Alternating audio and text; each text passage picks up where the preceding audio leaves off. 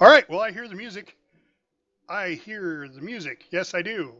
I hear the music. All right, that screwed up big time. You hear music in I your hear head. music. I do. My daughter's in the shower and I hear music. All right, guys, I hear the music. It's time for Lorelei's Pet Battle music. No, it's Drake. All right, yeah. That's the second time I've said that, Lorelei's Pet Battle music. All right. So, guys, You better put yourself in the red leather, yellow leather, blah, blah, blah, blah.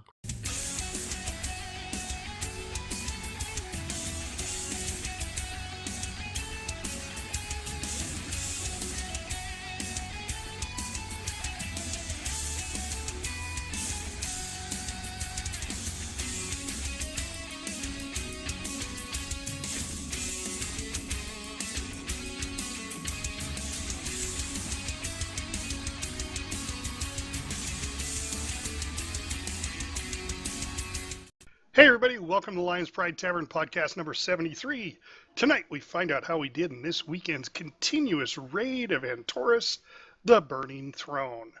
And tonight, our infamous series, Dancing with the Bosses, continues. But before all that, let's start off with introductions. I'm your host, Stafford.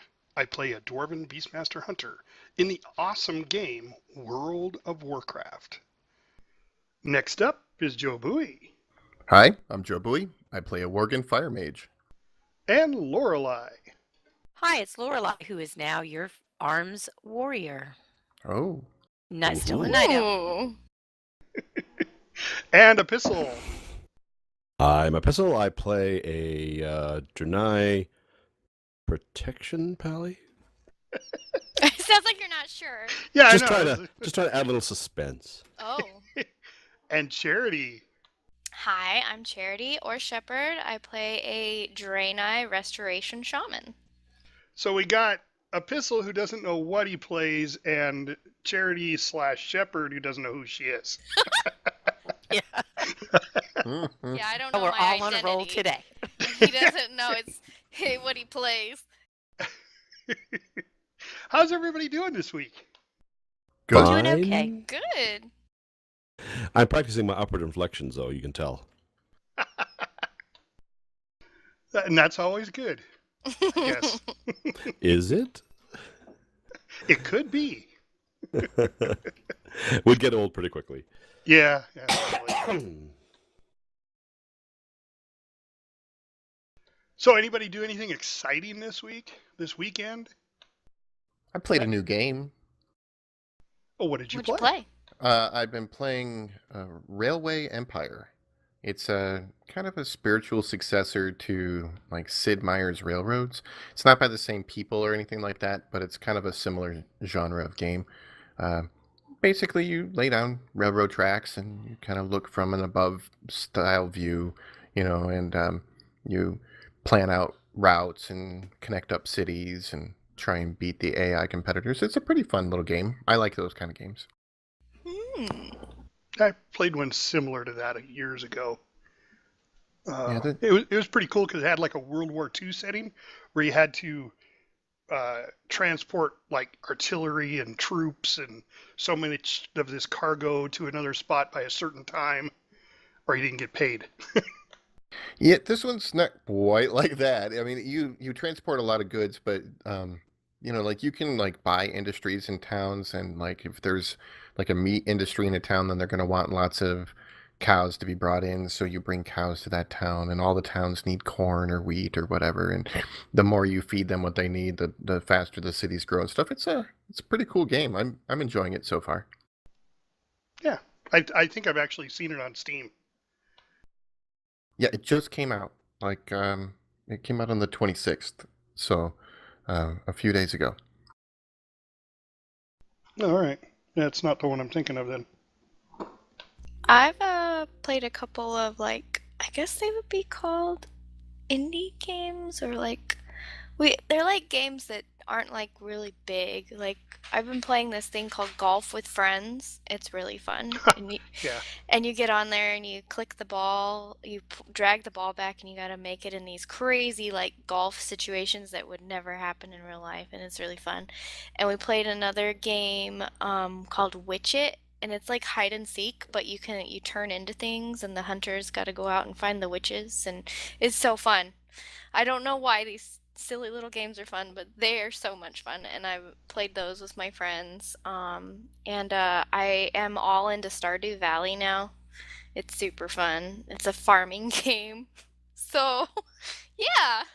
Here, I thought I was a weirdo for playing roller derby disco dodgeball. Well, No. well, Oh my yeah. gosh. I don't begrudge anyone for playing any kind of game that they enjoy playing. If there's a type of game that you like playing, I don't care if you're matching up little gems or roller derby or farming. See? It doesn't matter. Enjoy what you enjoy. Yeah. Except for crack, Absolutely. that kills. We did movie day today. Yeah. Movie Sunday. Nice. Yeah, saw Maze Runner today, the last one. Ooh, I can't wait to go see that. It was good. Mommy and I just finished the new Blade Runner, so Was that one Yeah. good? Yeah, that's I on saw my that. list. Wasn't it's good. I don't know. But you have to have watched the first one because I had to stop the movie in the middle of the movie and explain to her the whole backstory from the first one, so she understood what was going on. So you spent Oh, like okay. 3 hours trying to explain it. You guys finished watching the movie. You guys should have just had a marathon and just watched them all. Well, She there's wouldn't have only sat 2. down long enough. Yeah. There's only 2 of them. Yeah. I mean, it's still a marathon though, because that's like 6 hours of movie. But Yeah. because they're both really long movies. But yeah, I liked it. I saw the new one. I enjoyed it. I don't know how many more movies Harrison Ford can act in though. Holy moly, he's getting old looking. Yeah. Well, he's done in Star Wars. he's Yeah, done he's in done in Star Wars. What? Oh, spoiler alert. Spoiler. Oops. Ooh. Maybe he's done in Star Wars. Well, they do have all these Jedi mind powers, so who knows? Yeah. Anyway, well, let's start off. Let's find out how we did in this weekend's raid. JoBui. We did great in our raid this week. We took a poll amongst the members of the raid team and figured out who still needed what pretty much. And the vast majority of people didn't really need much off of the earlier bosses. So we skipped all the way to Veramathras. And then we took down Veramathras, and we took down Agramar, and we took down Argus, all on the first night, which was great. Didn't we do Coven? Oh yeah, I guess we did. Yeah. Because I remember my girls. Coven as Can't well. forget I remember. Favorite's favorite. Right, yeah. I'm sorry. Yeah, we did. Well, Veramathras, Coven, then Agramar, and then Yeah, Argus. I thought I was dreaming. No, you weren't. A certain kind of dreaming, yes. But we came back on Saturday, and we started off on heroic, and we downed Guidotti, we downed the dogs, and then we went on and we did ENR the Lifebinder, and we managed to get that one down. So we got down 3, and then we made an attempt on Portal Keeper, and that's where we finished off. That one's going to take a little bit of reworking, I think, of what our strategy is going to be, who stays down, who goes up, and that kind of thing. But we did generally really well this week. Yeah, because we one-shotted Guidotti, but Fellhounds, we did really well because we got down Guidotti on 1 shot, but Fellhounds, didn't we do them in 2? 2 or 3. I Yeah. think. Yeah, 'cause, it felt like that 2 new- because we just said, forget this and die. Because we died so fast one time. Oh, the new mechanic was giving us trouble. Oh, it was rough healing that fight. Oh my Yeah. goodness. Yeah, some of the handling of mechanics were a little bit rough. Some people were moving a little slow, and you got to be kind of quick on the movement. The way you kind of have to handle the mechanics on that, because there's so many things that you either have to be stacked or spread for, and sometimes those things overlap, and so it gets a little dodgy. but yeah, we did. I think it was 3. Was it 3? Might have been 3. Yeah. I think Sounds it was. right. I know we spent a little time on Fellhounds. We did. It just seemed like those combination ones where we had to stack and we had the fire underneath us were just, yeah, that was wiping us. It Then we was had- brutal on the tanks. Yeah, we had, and then we had 2 tries on ENR to get ENR down. I think, if I recall correctly, I think it was 2 tries. In the second one, we got it down. That was still fun on Heroic. I really liked the ENR fight still. I wasn't sure like how much more difficult it was going to be on Heroic versus on normal, but I thought it was pleasant to do still. Like a fun fight. So anyway, yeah, we did. I thought we did pretty well. We did have a full group Friday night. All 30 slots were filled. Did we have? And 30? then, yeah. Yeah, that was a And lot then of people there. Saturday, what did we have? 27, 28? 29 it's at 20. one thought. Oh, yeah, you know what? Yeah, we did because we had a couple of people show up late. Oh, that's true. Yeah. So, I mean, that's a lot of cats. Yeah, it is. And I thought we did. I found it kind of interesting because although we skipped, what is it? What is that? Like 6 bosses or something like that? No, 7 bosses. That 7, we skipped. We skipped 7 bosses, but we ended up only 1 boss further than when we did the full raid before. So I thought that was kind of interesting. That although we skipped 7 bosses, we only ended up 1 raid or 1 boss further along in the grand scheme of things. So why do you think that was? Because we had the full complement? And I think it's partly the progression. Well, okay, now wait a sec. In order for us to get to Vermasters, we had to take out Guidotti first, though. Right. So we technically, yeah. So we technically only took out 6. Yeah, because Right. no matter what you do, you still have to go through him. Right. I have to kill him first before we can get to one of the little teleporter pads. But so yeah, we skipped 6, which in our raids the last few weeks prior, that's about an hour and a half worth of bosses, because we're running like 15 minutes per boss on average. So I would say that that's about an hour and a half of extra time that we saved by skipping them. But I think we ended up spending that on various wipes on bosses and that sort of thing. Now we did get through Coven and Vermasters squeaky clean. I think we had a wipe at about 3/4 of the way through Agramar. The tanks had something go horribly wrong that killed everyone. And Yeah, then one of them fell asleep. I think it was what it was. Zzz. No, Oh, no, no. no, that wasn't it. No, it was some sort of miscue that they had a little confab about after it happened, and then it got cleaned up and we moved on. And then I think we had a couple. It was a couple of pulls on Argus, if I recall correctly, or did we one-shot that? I think we one-shot Argus. I think we one-shotted yeah. Argus. Did we yeah. one-shot it? Yeah, Yeah. even though it was kind of rough at the beginning. hmm It started off rough, yeah. But by Maybe- the middle, everybody got res, so... Maybe it's because we started so late or something. Well, I don't know. You gotta remember, so our first night we made it through Argus. Well, I know, but we only Well, but we don't normally we were do getting all the that. way up to. No, we don't normally get through Argus, but we were getting right up to. We were getting through Coven and up to Vermasters, even starting at Agramar Right. on our first night before, and then we would do Agramar or the last few at least, get through him, and then we managed to do 2 bosses in Heroic on Saturday, but 3. no. Oh, no, this- normally. Yes. in, Okay, in- I yeah, get you. in previous weeks we got through 2 bosses on Heroic, but this week we skipped and then we only did the last few bosses. It seemed to take a long time on Friday. Well, don't know why. I think, to be fair, Saturdays are more people show up. I'm sorry, Fridays more people show up than Saturday. And the ones that show up Saturday are more of our heavy hitters than on Friday, in my opinion. I mean, that's just my opinion. You guys can correct me if I'm wrong. So I think Friday always takes a little longer. We get further as far as the number of them, but on Saturday we seem to progress further. But this week we progressed further because we never got ENR down before. No. And, there's quite a bit of trash on the way to ENR, too. You got to clear out a lot of stuff.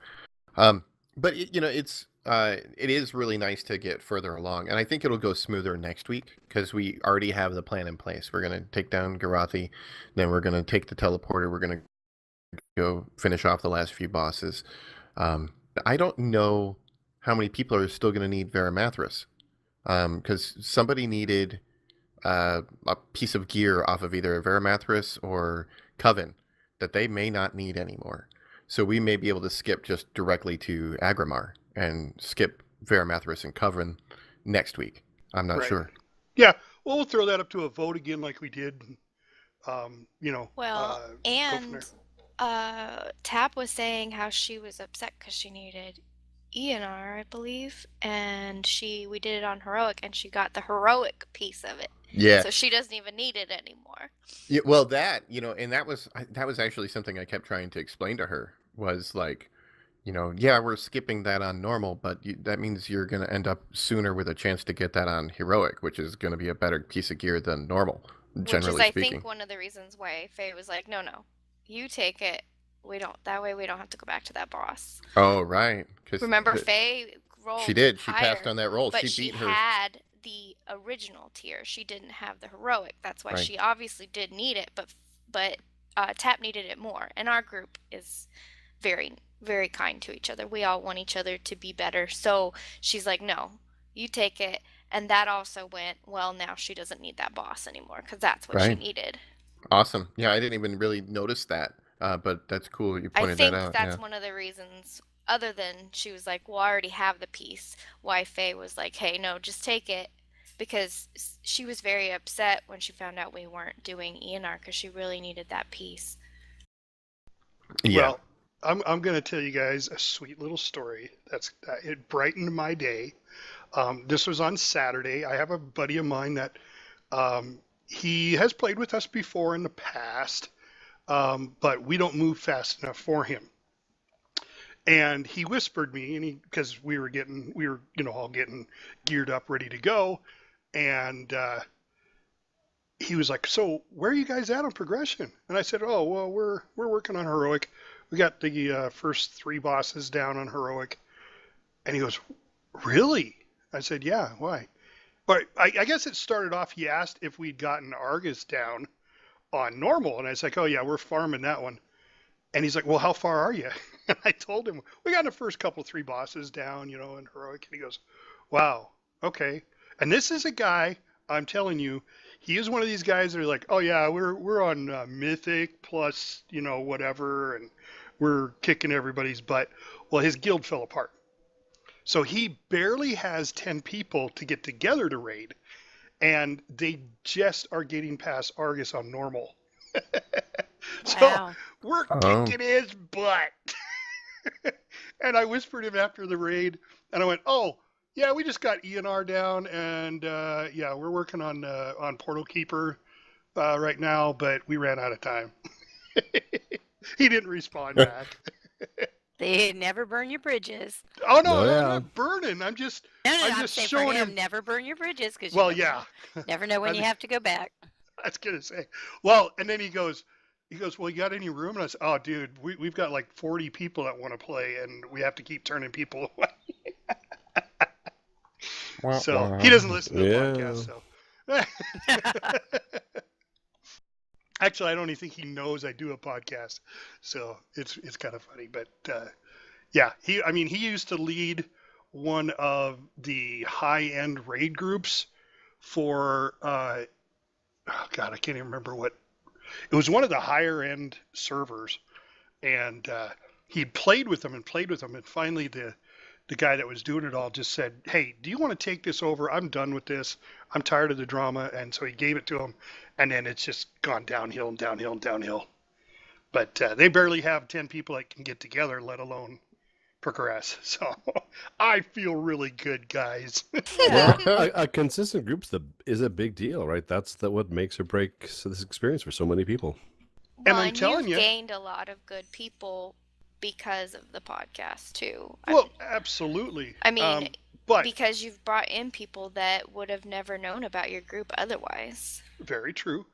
But it's also about and I really, really think it's about our chemistry. We don't do the, what do they call that again?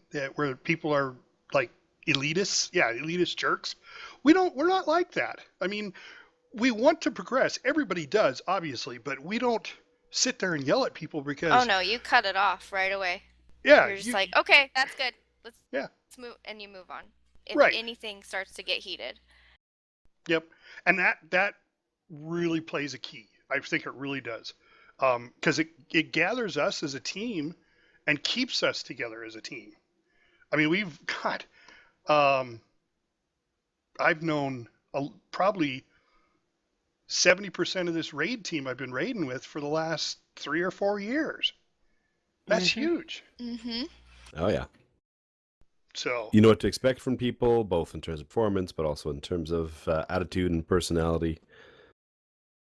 well, and it takes, and it's like I told you guys before, and I haven't mentioned this in a long time. So me and my wife and my son are pretty much the guild owners, plank owners, whatever you want to call them. When we decided we were going to do this, because we were raiding with everybody, and we were just one of the team members, and it finally just broke all up, and people were like, well, but we still want to raid, you know? So the three of us sat down one evening and said, look, should we do this? This is what's going to be expected of us. This is what we need to do, and the three of us have to do it together. If we can stay together and keep the group together, I think it'll come around, and bam, 2 years down the road, here we are, 30 plus people want to play. So I think that has a lot to do with it. We're, the raid members are very, very close, and the guild members, I mean, geez, we took our little home guild that we had, 200 tunes, but it was only like 8 players. And now we have, probably 40 people in the guild. So that's awesome, guys. That's really awesome. Yeah, I really feel it's about how the guild leaders feel about what a guild is. If you don't buy into everybody is part of that family, then your guild's going to fall apart all over the place. Because Yep. nobody's going to have that same mentality that, oh, I'm working for the guild and I'm working to help other people, and it's just everybody out for themselves, and a guild cannot last that way. Correct. I mean, you guys have seen it.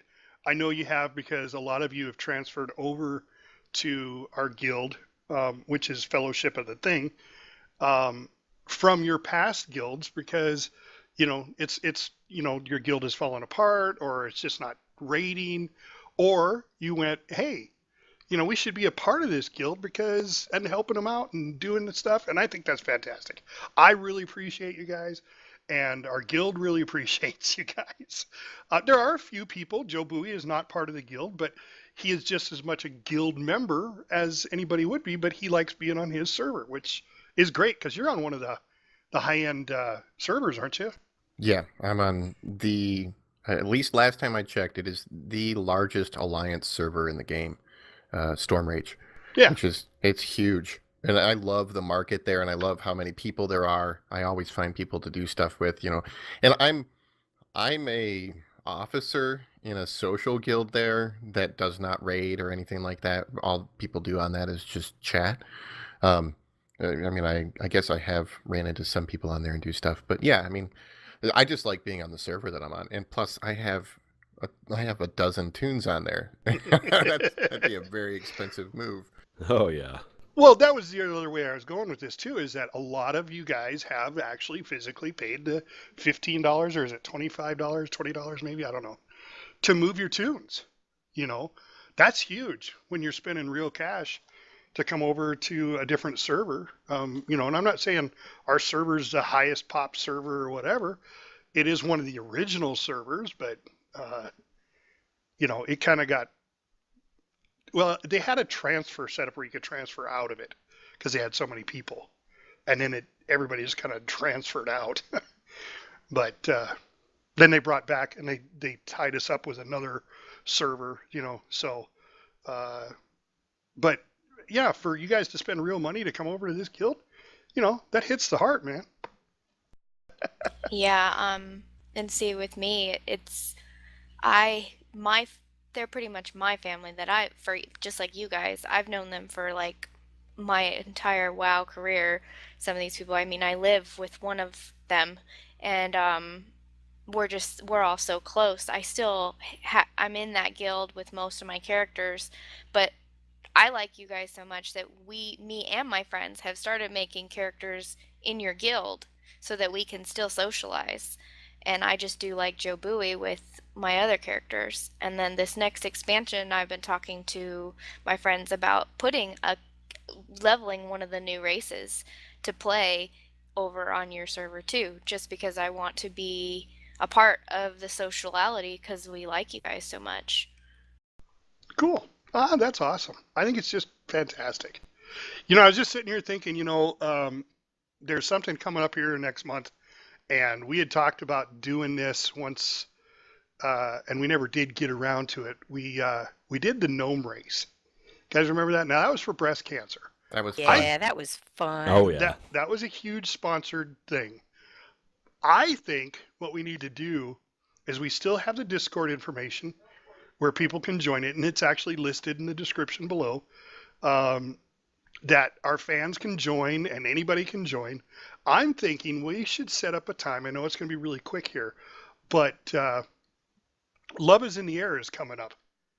And I think we should pick a weekend, maybe a Saturday, and do a gnome run just with us and our fans. Maybe get a hold of the Goblin Goldcast and a couple others, and see if they want to. I know a couple other podcasts that have raid guilds, and see if they want to all get together and we'll do our own gnome race. But do just one for fun. Just for fun. Yeah. Yeah. But do it That's from when you'll really see what a gnome race is all about. Exactly, right? So maybe when we did it with Big Thing, we started off with a bunch of us managed to be able to see each other with all of the sharding that was going on, players getting but then once the race got going, I don't think I saw another person I knew for the rest of the race. So while it was fun, it wasn't nearly as fun as it could have been if I'd have been like running alongside of friends and stuff the whole time. Yeah. Right. And there were people killing most of it until you got right almost down into Booty Bay. People were killing everything. So there was it was just a run. good chance It was easy. you were just running, and it was okay, but it just wasn't, the funny part wasn't there. Yeah, we should definitely organize like a particular date. Like set it a little bit in the future. Make sure our listeners get a few episodes at least of warning of when we're going to plan it, and then go run it. That'd be a lot of fun. Yeah. So let's just mention it each episode from now, and then we'll set a date in February. Maybe not. I was kind of pushing for Love is in the Air, but that's just because it's a cutesy time. Sure. But and we'll set it up, and then we'll have to talk about the course. So we'll make that some of our topics. But I think that would be a cool thing. Fans, what do you guys think about it? Leave us some comments. Tell us what you think. Maybe even suggestions for a course. We gotta start off in Nomaragan. Now we already have tunes on that server, but we could start up another server, I suppose, and post that server and we should be able to just add more tunes to that one because we all have just one. Yeah. Mm-hmm. Why don't we do this? Why don't we work out the details offline, and then next week we'll let our listeners in on what we've decided and where and when and how and and for try right and now get everybody in. They can throw in their suggestions Yeah, for this we'd podcast love some and suggestions. course layout, because we're not going to have what Blizzard gave us the last time. they're not going to have the little banners the whole way and the gates to go through. You know? It would be awesome if we had the pull with Blizzard to be like, hey, can you just go put those up for us real Right. quick? That'd be great. Thanks. just for our server. Yeah, Yeah, exactly. Yeah. Just for right now. Yeah, you can go ahead and take them down when we're done. We want the funny little gates there. And if I was Blizzard, I'd be, yeah, no problem, just for a measly $10,000. Right. All right. Well, we need to move on to our Dancing with the Bosses episode. What this is we've gotten together and we've got one person from each one of our types of players. So we've got a tank, we've got a healer, we've got ranged DPS, we got melee DPS. And we talk in detail about the fight. And this week's boss is Antorus High Command. So, JobUi, let's lead us off. And what does ranged DPS do for Antorus High Command? All right, on High Command, ranged is gonna. It depends on if you're a pod person. If you're a pod person, because you can be in the pod whether you're ranged or melee, then your job is to operate the pods. And I don't want to go into that too much. Generally speaking, what I am when I'm just on the platform fighting the bosses is I need to make sure that my positioning is good, where I'm not scattered all over the place, because mines are going to show up near players and you want to kind of consolidate the mines to certain sections of the platform. So I put myself somewhat near the boss, but not right on top of him. And I attack the boss with everything I got while keeping an eye on my feet, because if a mine shows up underneath my feet, I need to step out of it. Also, occasionally, some of the ads, there's two types of ads. There's a caster, and then there's two melee ads. And the melee ads will pick random players and charge out to them and start spinning around doing damage. And so if with a melee ad charges at myself or someone that's nearby me, I have to move away from them. Meanwhile, I'll be targeting the casting ad, and I will be interrupting its spell casting whenever I can. That just helps mitigate some of the damage that's going out to the group. And otherwise, I stay on the boss, and I keep fighting the boss. But then the boss jumps back in the pod they came out of, and the next boss comes out. And then we move over to that section. Now, in that section, I'm attacking the ads heavily. I'm trying to use a lot of cleave, a lot of AoE. I'm also, there are little towers that the person in the pod will put down, and I will get underneath those towers when it puts up a bubble of protection, and I'll make sure I get underneath those. Again, I'm trying to stay away from the melee ads when they do their spinny attacks and stuff, and I'm still trying to interrupt the spellcasters. Then we go to the third pod. After we finish with that boss, we go to the third pod, and with this one, he drops mines again. So I'm watching out for the mines, but there's no more ads. So I help finish killing off the ads that followed us from the previous boss. And once those ads are down, I just focus on damaging the boss and watching my feet and making sure I get underneath the shields from the towers whenever there's an attack coming in. So at that point, the fight pretty much resets. And it goes back to the first boss that we fought again. So it's just a rinse and repeat. And we just do it until the boss's health is gone. And that's pretty much it. All right, did you want to do just kind of a really brief what you do in each pod? Because that's pretty much anybody who goes in there will be doing the same thing. Okay, yeah. Briefly, what you do in each pod is you target the main boss, and you keep pressing the one button constantly. You just keep tapping the one button. And, that basically what it does is it puts a debuff on the boss. I think it does a little bit of damage to the boss as well, but it puts a debuff on the boss that lasts for a few seconds that increases the damage the boss takes. So you want to keep doing that constantly. And then the secondary attack that you have in the first boss is an AoE attack. And basically you want to try and time that up so that when the ads come out, you are dropping that AoE attack down on the ground. And it's got like I think an 8-second recharge or something like that. So you want to keep using it, but try and time it up for when the ads are clumped together, because it does a whole lot of damage to the ads, and it can really help out your raid. The second boss, you're still going to use that first button to target the main boss and put the debuff on them, but the secondary button puts down towers that the other players down on the ground can click on to put out the shields, and you need to put 3 towers down next to the boss that you're currently fighting, and then 3 towers down across the way to the next boss that you're going to fight, because you're still going to be getting those artillery shots that people need the shields for. And that's pretty much it for that one. Third one, you still want to put the debuff on the boss, and the secondary attack is basically it clears mines off the floor.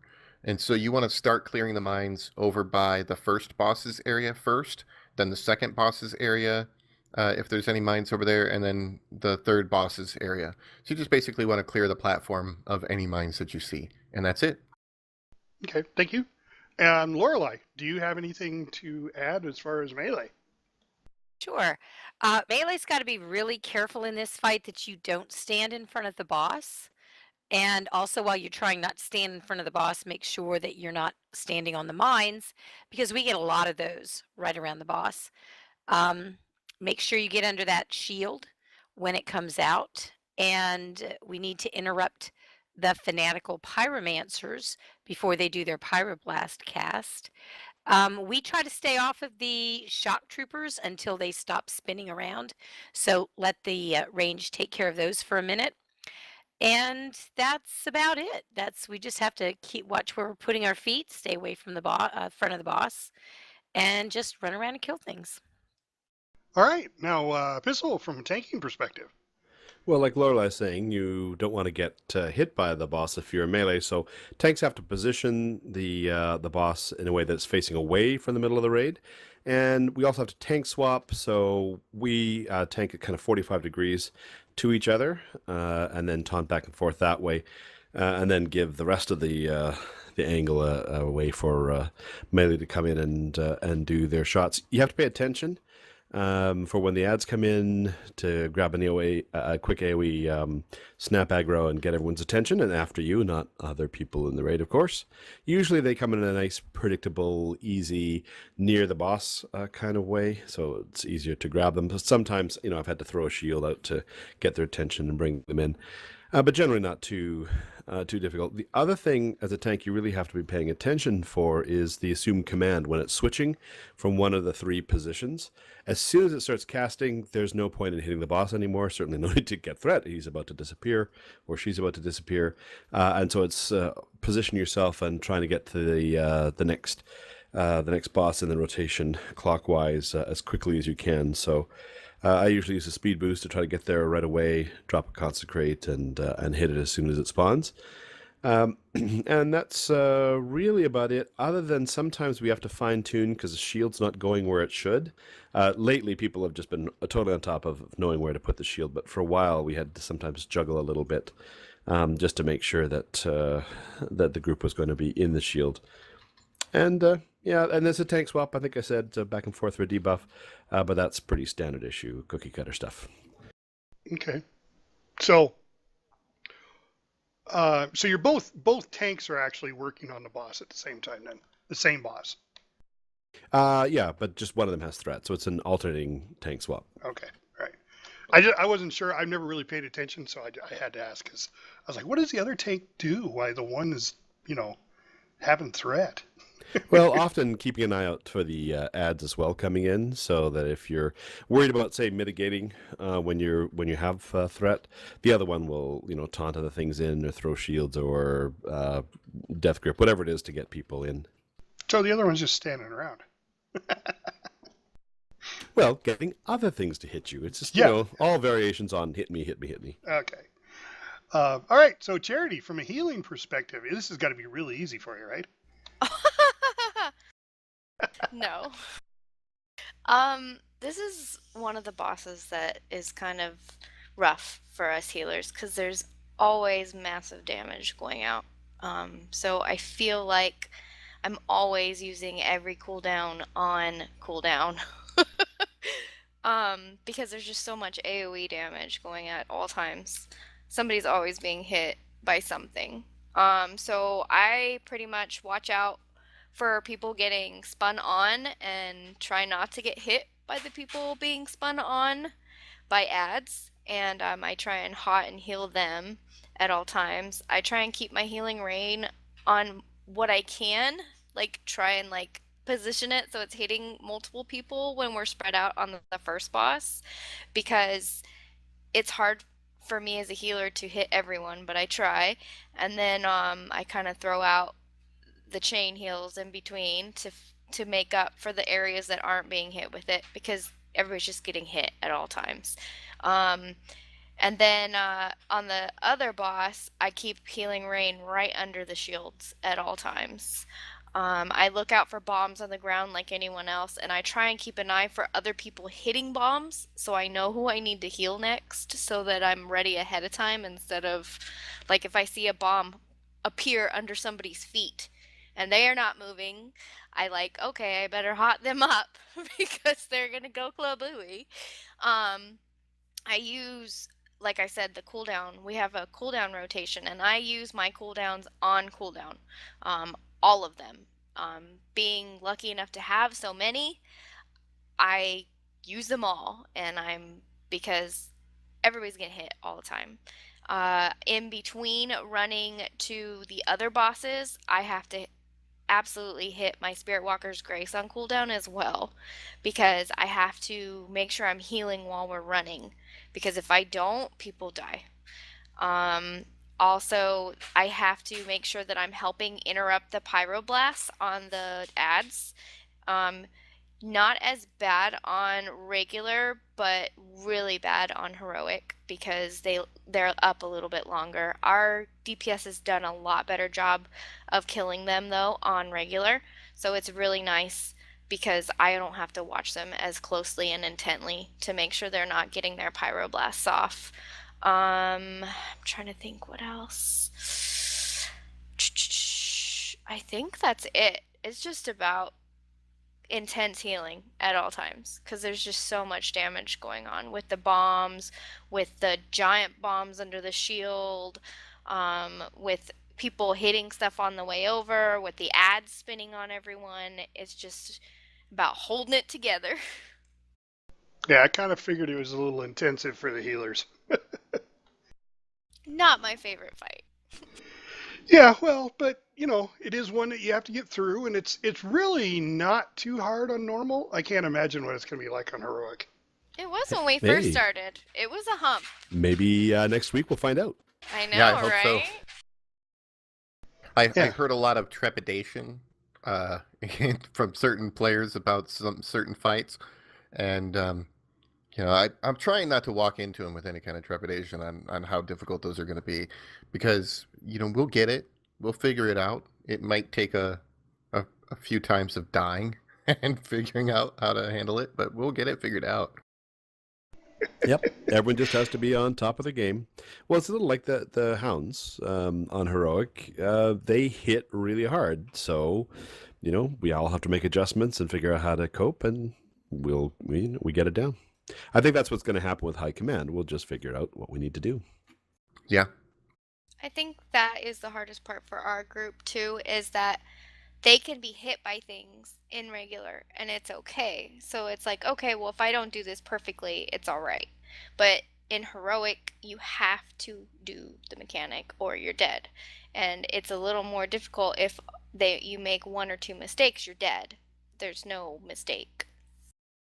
It is considerably less forgiving. Yeah, Yeah. but you know, we'll get through it, you know. I mean, our gear's better. We're familiar with the fights. We've got an awful lot. It's not like we're trying this first weekend, right? We're already very familiar with the instance. Now we just need to, you know, get the more complicated level to match our leveled gear and skill. Yeah, and on top of that, so far at least, the heroic versions are not massively different from the normal versions. They're just harder with a few extra mechanics tossed in for fun. All right, awesome, guys. That's Dancing with the Bosses. So we've only got, 7 more to go? No, 8. Yeah, like 8 more bosses. 8 more bosses to talk about. So Yeah. we got the next 8 Plenty weeks to tune out in there. for. Yeah, right? So is there anything anybody learned new this week in WoW? Yes, I learned about what happens if you already have every legendary that's available for your particular class, and I mean every spec, right? In WoW, what they've done is if you have all the legendaries for a spec, then if you get a legendary drop, then you will get a token that is applicable to one of your alts. The token is specific to a particular type of class, but you can just mail it over to that tune, and then you can choose which spec you want to apply it to, and you'll get a legendary for that particular class and spec that you choose. You only get to choose the spec, not the class. But I was curious as to what happens when you buy one of those tokens from the guy in Dalaran with the 1,000 Awakening Essences that they've given us as a new currency. Well, for 300, you can get the upgrade for one of your current legendaries, but for 1,000, you get that token that gives you a legendary. Well, if you open that token for a legendary, then it gives you a token for one of your alts, which I think is pretty cool because as I collect Awakening Essences on Jobui, then I can go and buy one of those tokens, and I can send in a legendary to one of my alts that I'm not playing on so often, which is pretty nice. I think that's a pretty cool way of making that relevant to an already geared up and legendary outfitted tune. Oh, that is awesome. I didn't know that they'd do that, yeah. Yeah, and I didn't know what it was going to do, and I don't really care about upgrading all of my legendaries, so I was like, I'm going to buy the 1,000 one, because I had 1,000, so I was like, I'll buy that and then see what happens. And it gave me a token for my paladin, and so I mailed the token over to my paladin and made sure my paladin was in Retribution spec, because that's the one I like to play on my paladin. And it gave me the Agrimar's Stride, the boots that make him run real fast. Yeah. Those are nice ones. And I liked it. I'm like, oh, for an alt, that's a perfect legendary, because I like to take them to old dungeons and content. Now I can run real fast. Yeah, easy to do. Now, I'm trying to clarify here, though. That's not the Thaumaturge guy in the basement, is it? No, that's on the Vindicar that you're thinking. Yeah, I'm thinking Vindicar. This is a different vendor. This is the vendor in the blacksmith shop in Dalaran that we were going to. Okay. He's the same guy that you were going to pick up your quest for the essences before that would give us the token. Same guy, except for now he's a vendor, and for 300 of the Awakening Essences, you can get an upgrade token, or for 1,000 of the Awakening Essences, you can get a legendary token. Oh, very nice, because I'd run out of uses for those on my main, so that's good to know. Yeah, so you can still useful for your main. Because, really for your alts, but your main can spend them for your alts. Now, do you know if it, gives you the legendary it has to be a tune that's already capable of getting a legendary. I mean, if you didn't have any paladins and it gave you a paladin token, that would be really stupid. Yeah, that would be lame. I have no way of knowing that because I have a 110 character of every class. So it's going to give me one that I can use because I can use it for any one of my classes, because I have them all. So question then. So when you get it, it's not just you click it and then it just gives you a random one for any of your alts, or you can send it to that person and then have them click it. No, the item you get from the vendor is a soulbound item. It's a soulbound legendary token, and if you already have all your legendaries, and I mean for all the specs, you have to have all your fire, all your frost, all your arcane. If you're a mage, and I feel bad for the druids out there that have 4 specs that they have to have legendaries for. But, if you have all of your specs completed, because you have all the legendaries that are available, and this does not include the Argus trinket. It only includes the random trinkets but the random legendaries that you would get, just from anything, from completing an emissary quest, killing a boss, whatever, Out of Blingtron. Blingtron. They can come from pretty much anywhere. I've even seen them just drop off of one of the Argus mobs, yeah. Mobs, just anywhere. So once you have all of those, then you buy that token. That token is soulbound. But then when you use the token, it will give you a token for a legendary for a specific class, that then you can mail that. That's account bound. Interesting. Yeah, Yeah. well, maybe one of the fans that is a lot further along than JoeBuoy, obviously, uh, could tell us if that actually happens or not. If it gives you, a token for a class you don't have. I doubt if it would. I don't I think would it really would. think that would. Yeah, I really think it would have to look at you and go, look, you don't have any more 110s characters, Yeah. for whatever reason. And that would be so massively disappointing to that person. Although I suppose if they didn't have any 110s, it could just give them a random legendary token for whatever class, and it might be some incentive to go level up a tune. But I know of people that don't have alts that only play their main. And if they've got all of their legendaries for all their specs on that main, then what do they get?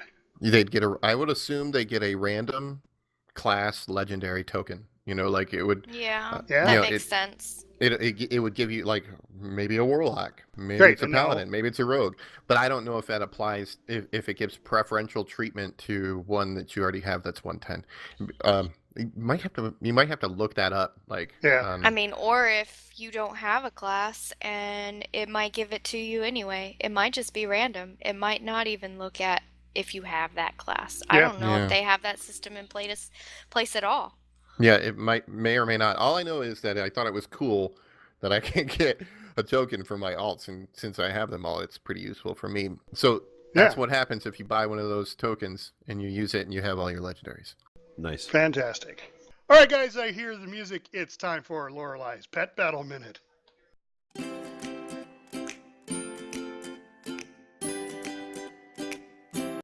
Hi, everyone. We finished up with Celestial Tournament last week, and I hope those teams helped you out. Today, let's take a look at the new pets available from the latest patch. The Male Elemental is an award achievement for completing a short quest line. This begins by finding a BOP letter next to a mailbox in Dalaran. Good hunting, everyone, as it appears to have a 2 to 3 hour respawn, and this explains why so many people are camping on every mailbox in town. It's going to be a while before I get this one. There are 3 new rare elites in the new max level area of Silithus. I'm not even going to try to pronounce their names, but all 3 have a chance to drop the Silithid mini tank pet as a reward. Word has it they can be found in the northeast, northwest, and southern areas of Silithus.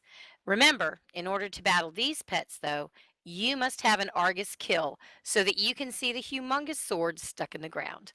The mini tank is also cageable, so this is an awesome opportunity to do a little farming and visiting your local auction house.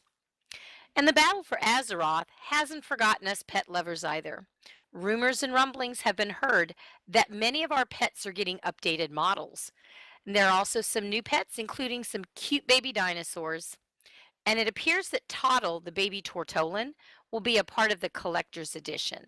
So we have lots to look forward to.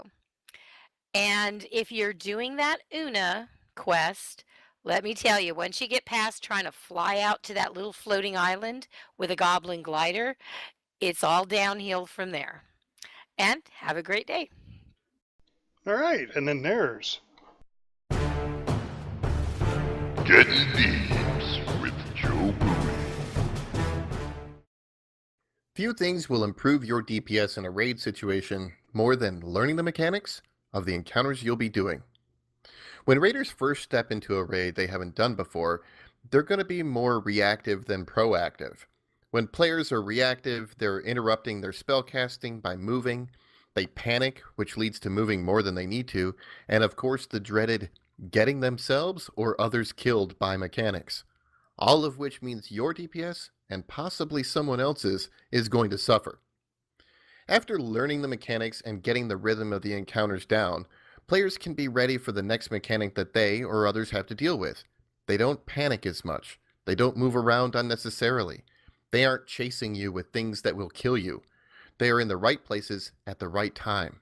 All of that frees players up to focus on executing their rotation correctly. That means higher DPS. However, not just higher DPS, but a higher quality raider. Your fellow raid members and raid leaders will notice how effortlessly you seem to move through the boss fight and how well you do on the meters. The healers will notice and appreciate how often you avoid taking unnecessary damage because they won't have to heal you as often. I'm sure even the tanks will notice because they will never have to worry about you hitting them with that debuff you're expertly dealing with. Put simply, knowing the mechanics and handling them well will help you and your fellow raiders keep getting those deeps. And our tank in address. What's wrong with tanking? What's wrong with tanking? What's wrong with tanking in a dress? What's wrong with tanking? What's wrong with tanking? What's wrong with tanking in a dress? This week's Come At Me a Tanking Minute is all about being spot on, or rather being on spot. Last week we were talking about using speed boosts, moving quickly. This week it's about quite the opposite. It's being in one spot and being peaceful. So this week it's about staying in spot, and I'm actually going to be asking my fellow raiders for help on this one because it's a skill I've actually one of the skills here I haven't learned. Staying on spot, that I've got. Very often when you're running around like a chicken with its head cut off, you're not really getting a lot done in a raid. And the important thing is to be able to find sort of your sweet spot where you're staying more or less going to be for the duration of a fight. Some you have to run around, some are a very, very peaceful stand-in spot. Tank and Spank's fairly simple. Blizzard's thrown a couple little curveballs at us. For example, there's the slide and shake, the kind of stuff that happens in Hounds. You're sitting there doing your rotation, trying not to get crushed, especially on Heroic, and then all of a sudden you start to change your position. That is, it's really important for you to be able to find out where your position should be and how you're going to handle that slight shifting. One of the things that's been most useful, though I find, is the use of markers. For a fight like Agrimar, for example, where people have to run around and back, you want to know where that spot is going to be. And so this is where I'm going to ask my fellow podcasters for help. It's actually possible, and you may have seen it in your raid, and if you've never done this, it's extremely helpful. I've just been lazy and never learned the skill. It's possible to put a little pillar of light, a little marker, with like a square or circle, just like you'd put onto an individual, but you actually put those markers in the raid, which tells you as a tank and your DPS, especially the melee, where you're going to position and where they need to position accordingly. It's kind of a basic thing we use all the time, but my question for my fellow podcasters is, have you used those and how do they work? I use Exorcist raid tools, and what that does is it puts up some buttons on my screen, and there are other tools that can do it as well, that allow me to click a button associated to the color, and I can put a marker down on the ground. It, like, basically shows kind of like dropping an area of effect attack on the ground, or a heroic leap or what have you, where you can just target the spot on the ground, click your button, and a pillar of light and the marker goes there. Right, and that's the kind of tool that can be really useful for tanking. It's basically the equivalent of pointing and saying, that's where I'm going to stand, and when you run around, you don't lose your place. You can come right back to that place. So, if you haven't used Exorcist raid tools or something like that, by all means, make sure you've got it in your raid, because it is extremely useful to knowing how to be spot on. And that's Come At Me a Tanking Minute. All right, and we're off to... Baby, you got the heals. Now heal and don't die, die, die, die. Heal and don't die, die, die, die. So this week's Splash into Heals is all about Holy Priests. Holy Priests are the jack of all trades. By this, I mean they can talent spec to AoE heal or single target heal. They are the most recognized healer in the game, and even Anduin, the Alliance's new and up-and-coming king, is one. Their toolkit is devised of Divine Hymn, which is their big cooldown. Desperate Prayer increases their health for that, oh my god, I'm gonna die moment. They have a Guardian Spirit. This is a life-saving cooldown that will help keep your tank and your raid member that's important alive. They also have an artifact cooldown, which is Light of Tuor. I know I'm messing that up, but what this does is it buffs Prayer of Healing on use of your holy word sanctify, and it increases all healing done at the same time. They have great utility. One of their utilities is Fade, which gets them out of combat. Sometimes we get a little bit of aggro, and it's a good way to hide. They have Leap of Faith, which is great for pulling others out of the bad. They have Angelic Feather, which helps others and their own mobility to run really fast. One of my favorites is Afterlife, and that is something that happens when they die in a raid. They become an angel or an angelic looking thing. Kind of looks like the thing that when you die and you're at the graveyard, that thing, the angel that's standing there. And they can continue to heal for so long, even though they're dead, which is great for that. Oh my God, they just died, and now let's figure out what we're gonna do. They have mind control, because why not? It's so much fun. And they have the most dispels, which means they can do dispel magic, they can dispel disease, and they can do a mass dispel to an entire area. The pros of being a holy priest is they are a jack of trades, which means whatever you roll they need to do, they can spec to do it for you, and pretty quick. They have the enlightenment, like I said, so they die, but they still can heal until we figure out what we're going to do, because they just died. They have a trait that helps them get mana back, which is called enlightenment. And like I said before, they have the most dispels, and they can dispel an entire area. The cons for a holy priest is they have a lack of mobility. The feathers are great, but it's not that helpful. They don't have a lot to run around. They have to do a lot of casting to do whatever they're doing. So it's hard for them to move. Even their big cooldown, Divine Hymn, they have to stand perfectly still. And sometimes that's rough. You have to get out of something and you're trying to heal an entire group. Because they are a jack of trades, they are a master of none. So they're a great AoE healer, but they may not be as great of an AoE healer as a shaman. They're great for HOTS, but they may not be as great as a druid. They are great for single target casting, but they may not be as good as a paladin. Each of those classes are great at those things, but priests, because they're a jack of all trades, they are great at it, but not as good as those other classes.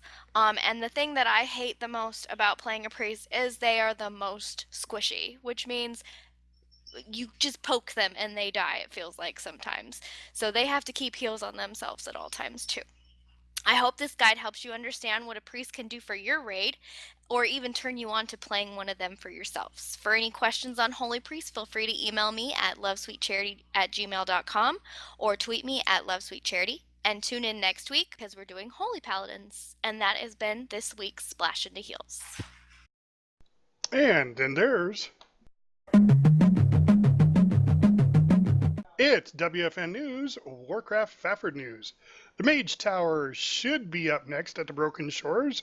That point where I wasn't quite sure which one would be there by Tuesday, or Monday, I'm sorry. Light as a Feather and Fell Treasures, if it comes up. The weekly event starting Tuesday is Arena Skirmish. I don't know what that is. I've never done it. WoW tokens are at 172 compared to 166 last week. Not too bad, but it's going up. And Friday, Love is in the Air. Oh. Yay, Piddlefoot. Is it Piddle or Paddle? I don't remember. Petal. Pedal. Like Petal? a flower. Petal. Yeah. All right, Peddlefoot. I like Piddlefoot myself. I'm going to call it now that. Oh Yeah. my gosh. And Sunday, the Dark Moon Fair is back. So lots to do this week. Guys, thanks a lot for coming. I'd like to thank Charm for all of her beautiful music. And please go visit her website and her YouTube channel. The links are in the description below. BenSound at bensound.com. Vincent Moretto for this tavern metal music. And all of our fans for listening. You guys are the reason we do this. Thanks, guys. Thanks. you. Have a great See ya. week. I kissed an orc and I liked it. The taste of his Bulgur chapstick. I kissed an orc just to try it. I hope my allied friends don't mind it. It's